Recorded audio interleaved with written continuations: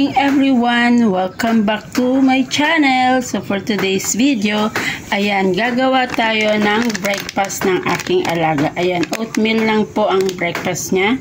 At lalagyan natin ng cinnamon powder, 1 banana, at honey, konting salt, and syempre meron tayong peanut butter crunchy, at meron din tayong vanilla. Yan, non-fat milk kasi nag-gym po yung aking alaga. So, ayan, magpiprepare muna po ako at papakita ko po sa inyo kapag na-prepare na natin to. So, stay tuned guys.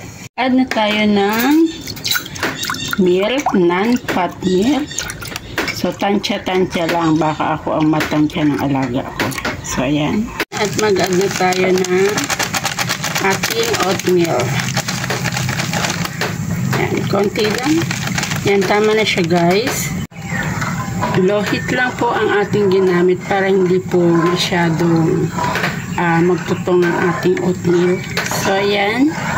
Mix natin. Add na natin ang ating mashed banana.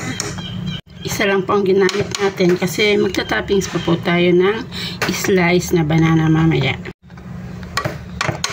Ating peanut butter. Ayaw malagay guys.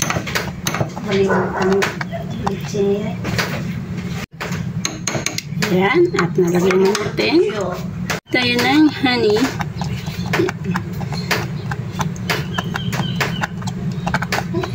Ayan ang cinnamon.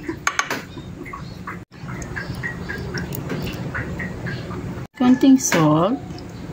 And then, i-mix natin siya. Guys, i-mix natin.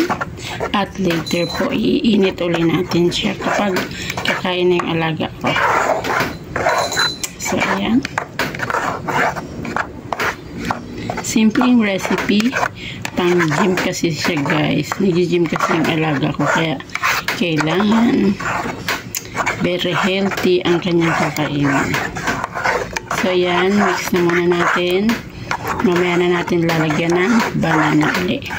Slice banana. And guys, ready to eat ng ating oatmeal with peanut butter. I hope nag-enjoy po kayo sa aking video. Maraming salamat po at magandang buhay.